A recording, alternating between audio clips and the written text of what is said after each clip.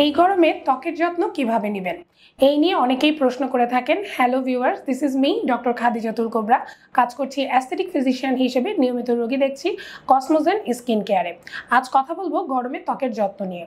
এই গরমে যেহেতু আমাদের ত্বক অনেক ঘেমে যায়, তাই প্রথমেই আপনাকে যেটি করতে হবে, সকালবেলা ঘুম থেকে উঠে একটা ভালো ক্লিনজার বা ফেস ওয়াশ দিয়ে আপনার ত্বককে পরিষ্কার করে নিতে হবে। যেহেতু আমরা সবাই এখন কর্মব্যস্ত জীবন, বাহিরে যেতে হয়, বাহিরে যাওয়ার আগে অবশ্যই একটা ভালো এসপিএফ যুক্ত সানব্লক ব্যবহার করতে হবে। সানব্লক ব্যবহারের ক্ষেত্রে আমরা অনেকেই কিছু ভুল করে থাকি। অবশ্যই বাহিরে যাওয়ার 30 মিনিট আগে সানব্লক অ্যাপ্লাই করবেন, কেননা একটা সানব্লক অ্যাক্টিভ হতে 30 মিনিট সময় লাগে। সানব্লক অ্যাপ্লাই করার পর 30 মিনিট পর বাইরে যাবেন। বাইরে যাওয়ার সময় অবশ্যই আপনার ফেসটাকে কভার করার চেষ্টা করবেন। চাইলে আপনি সানগ্লাস পরিধান করতে পারেন এবং ছাতা বা ক্যাপ ইউজ করতে পারেন। যথাসাধ্য চেষ্টা করবেন বাহিরে রোদ থেকে দূরে থাকার। অনেকেই প্রশ্ন করেন, আমার ত্বকের জন্য সানব্লক ইউজ করছি, হাত পায়ের জন্য কি করব।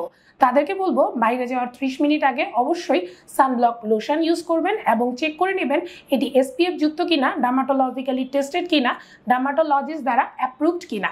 অবশ্যই অথেন্টিসিটি চেক করে প্রোডাক্ট ব্যবহার করবেন। দ্বিতীয়ত, সবসময় হয়তো এসিতে থাকা সম্ভব হয় না, তাই চেষ্টা করবেন একটু ঠান্ডা পরিবেশে থাকার।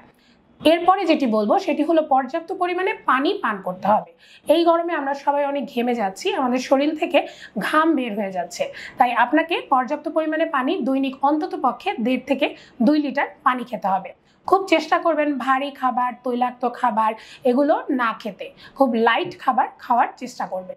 পরবর্তীতে আসা যাক, এই সানব্লক তো আমি ব্যবহার করছি শুধু সকালে একবার, তাতেই কি শেষ? না। সানব্লক অবশ্যই সকাল 9টা থেকে বিকাল 4টার মধ্যে 3 ঘন্টা পর পর রিঅ্যাপ্লাই করতে হবে। আরও একটি জিনিস, ময়শ্চারাইজার। আমরা ময়শ্চারাইজ করতে অনেকেই ভুলে যাই, ত্বক আর্দ্রতা চলে আসে এবং ত্বকে বয়সের ছাপ চলে আসে। এই গরমে যেহেতু আমাদের ত্বক ঘেমে যায়, অবশ্যই আপনাকে ময়শ্চারাইজার ইউজ করতে হবে। আপনার ত্বক যদি ড্রাই স্কিন বা শুষ্ক হয়ে থাকে, চেষ্টা করবেন 2 ঘন্টা পর পর ময়শ্চারাইজার ইউজ করতে। এই ক্ষেত্রে বাজারে বিভিন্ন রকমের হ্যান্ডি সানব্লক বা ময়শ্চারাইজার পাওয়া যায়, যেগুলো আপনি আপনার ব্যাগে খুব ইজিলি ক্যারি করতে পারবেন।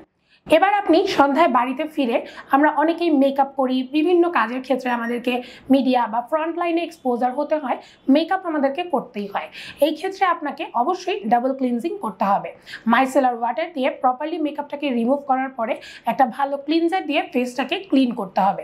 এরপরে আপনি রাতের বেলা আপনার ত্বকের প্রয়োজন অনুযায়ী যে কোনো একটি সিরাম ব্যবহার করতে পারেন।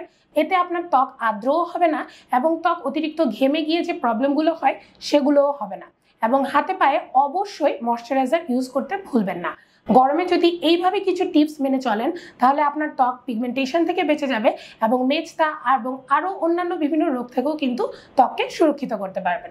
সবাইকে অসংখ্য ধন্যবাদ। আসসালামু আলাইকুম।